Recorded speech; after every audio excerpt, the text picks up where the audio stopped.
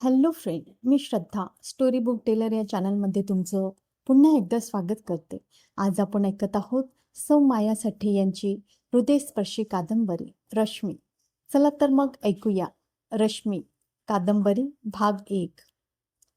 रश्मी, ए रश्मी, पाठीमागून हाक ऐकू आली आणि रश्मीनं वळून पाहिलं.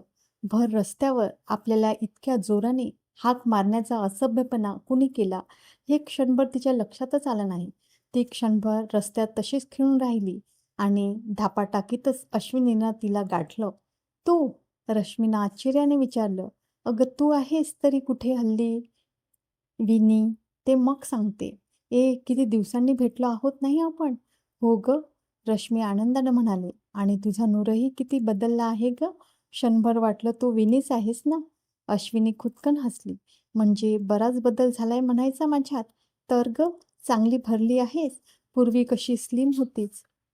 आणि काय ग, लग्न कधी केलंस? ती एक चित्रकथाच झाली, अश्विनी म्हणाले. पण आपण अशा रस्त्यात किती वेळ बोलत राहणार? मग काय करावं म्हणतेस? थोडा वेळ हॉटेलात बसून गप्पा मारू. खूप गप्पा मारायच्या बाकी आहेत. खरं पाहिलं तर रश्मीला फारसा वेळ नव्हता. पण आपली ही जिवलग मैत्रीण बऱ्याच काळानं आणि अवचित भेटल्यावर तिला नाही म्हणणंही रश्मीला अवघड गेलं. त्या दोघी जवळच असलेल्या एका चांगल्यापैकी हॉटेलात शिरल्या. बोल, काय घेणार? अश्विनीनं विचारलं. काहीतरी लाईट मागव. अश्विनीनं सँडविचेसची ऑर्डर दिली. हां, बोल आता. रश्मीचं कुतूहल तिला स्वस्थ राहू देत नव्हतं. लग्न कधी केलंस? वर्ष झालं. आणि आता तू हे मला सांगतेस? अगं तेच तर सांगते तुला. त्यावेळी इतकी घाई झाली की कुणाला बोलावणं शक्यच झालं नाही. आम्ही रजिस्टर लग्न केलं आणि लगेच मी उत्तर हिंदुस्थानात गेले. ती काल परत आले. तुझ्याशी संपर्क साधण्याचा मी विचार करीत होते, तर तू अचानक भेटलेस. आता बोल. तुला काय बोलायचं आहे ते? की आता रागवणार आहेस? छे गं, आता तू इतकं सांगितल्यावर मी कशी रागवेल तुझ्यावर? आता मला एक सांग. हा नवरा कुठं आणि कसा गटविलास तू? मी आई बाबांबरोबर उत्तर हिंदुस्थानाच्या सहलीला गेल्या वर्षी गेले होते, हे माहीतच आहे तुला. हो, त्या सफरीत आमचे हे भेटले आणि आम्ही दोघं एकमेकांच्या प्रेमात पडलो आणि झटपट विवाहबद्ध झालो. ते खरं, पण तुझ्या यांचं नाव काय? रश्मीनं हसत विचारलं. भानुप्रताप मेहेंदळे. उत्तर हिंदुस्थानात कसे काय पोहोचलेत ते? पेशव्यांचे सुभेदार बळवंतराव मेहेंदळे माहीत आहेत ना तुला? पानिपतावर ते कामास आले? हं, बरं मग? हे त्यांचे वंशज तिथेच स्थायिक झाले. म्हणजे तुझे हे सरदार घराण्यातले आहेत म्हणून भानुप्रताप नाव आहे तर? कारण हे नाव ऐकून मी जरा चक्रावले होते. देश तसा वेश. नाही म्हटलं तरी माणूस जिथे राहतो तिथल्या चालीरीती, संस्कृती, वातावरण यांचा प्रभाव माणसावर पडतोच. तुझं काय? तू अद्याप लग्न केलं नाहीस?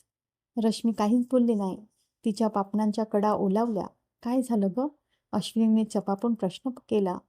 आई बाबा वारले. रश्मी दुःखद स्वरात म्हणाली. काय म्हणतेस काय? कशानं? रमाकांत ट्रिपला गेला असताना अपघातात मरण पावला आणि त्या धक्क्यानं आई वडील मरण पावले. अश्विनीला हे ऐकून विलक्षण वाईट वाटलं. काही क्षण ती सुन्न होऊन बसून राहिली. मला काहीच माहीत नव्हतं. ती मंद स्वरात म्हणाली. मला निदान पत्रानं कळवायला हवं होतंस. कुठल्या पत्त्यावर ग? आपली भेट तरी झाली का वर्षभरात? रश्मी आता सावरली होती. हो ग, ते माझ्या लक्षातच आलं नाही. किती दिवस आहेस तू इथे? आणि तुझा नवरा उत्तर हिंदुस्थानात काय करतो? इथं अजून 4 दिवस आहे मी.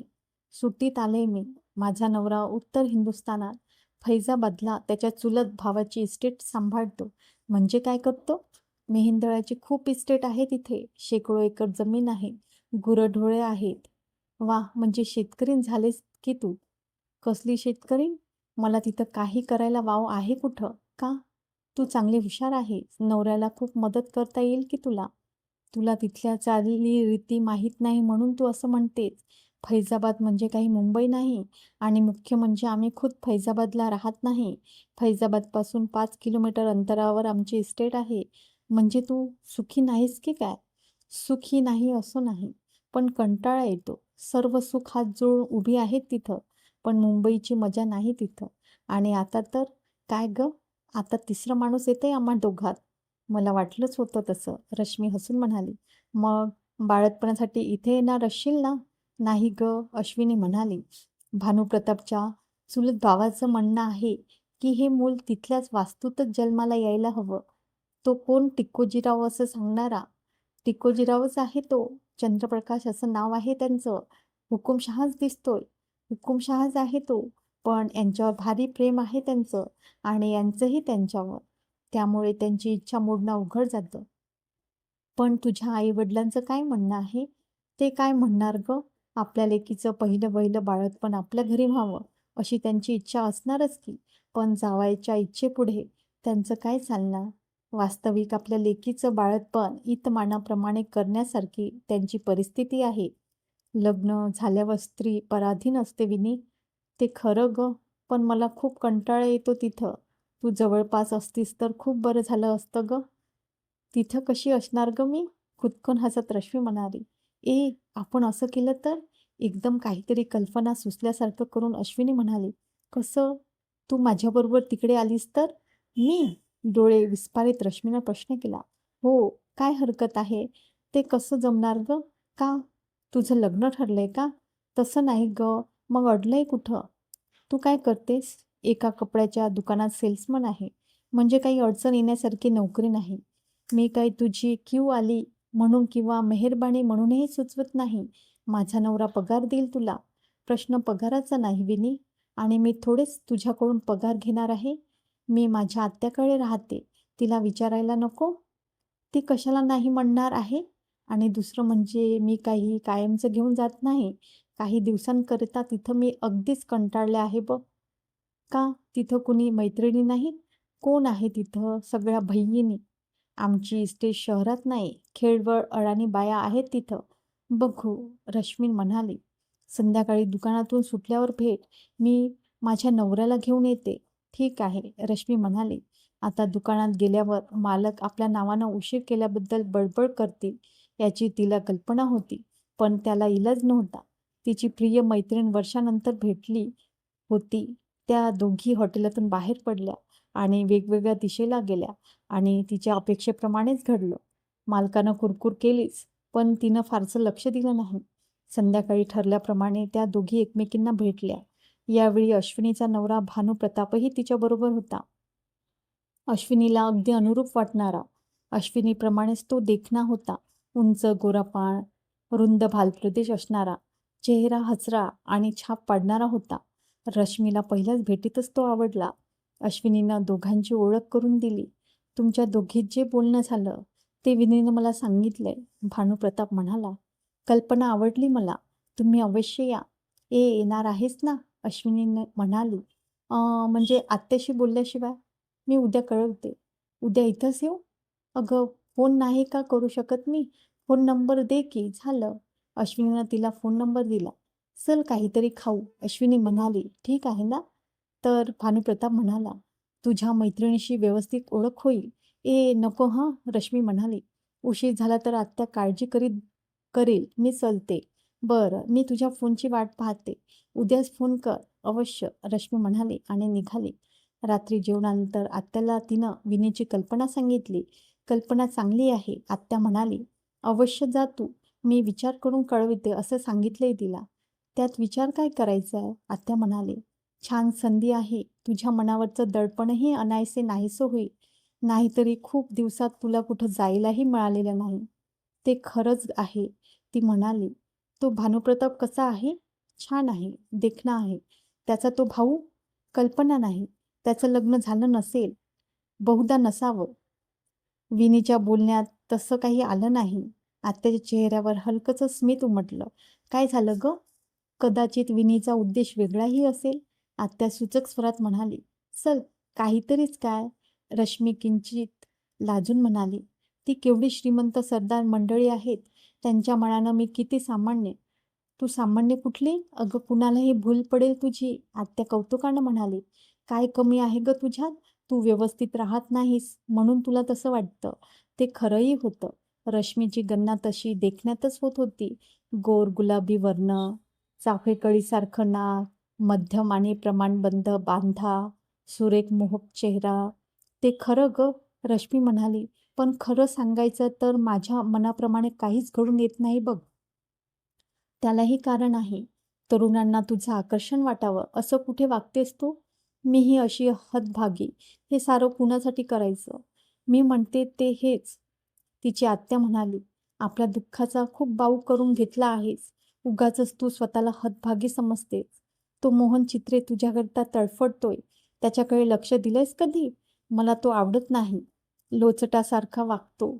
आत्याच्या चेहऱ्यावर पुन्हा हसू पसरलं. आत्या जरी रश्मीच्या वयापेक्षा मोठी, दुप्पट मोठी असली तरी तिचे आणि रश्मीचे संबंध अगदी मैत्रिणीसारखे होते. लहानपणापासून रश्मी तिची लाडकी असल्यानं, रश्मीचे आई-वडील अकस्मात मृत्यू पावल्यानं निराधार रश्मीला तिनं आपल्या घरी आणलं होतं. ठीक आहे आत्या, आत्या म्हणाली.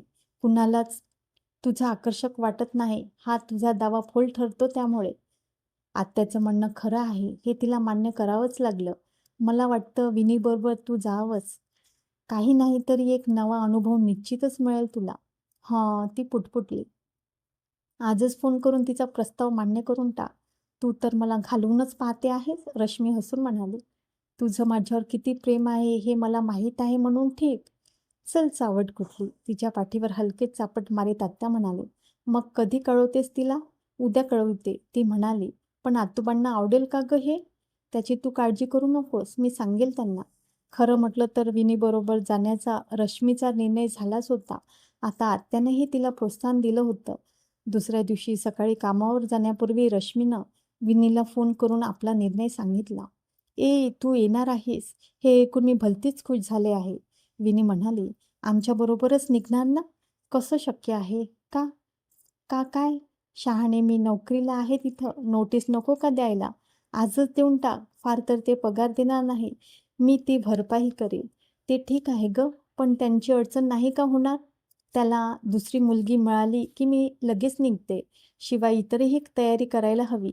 इतर तयारी कसली गं? सरदारांच्या मोठ्या घरात जायचं म्हणजे तसे कपडे नकोत का? ठीक आहे, विनी जड स्वरात म्हणाली.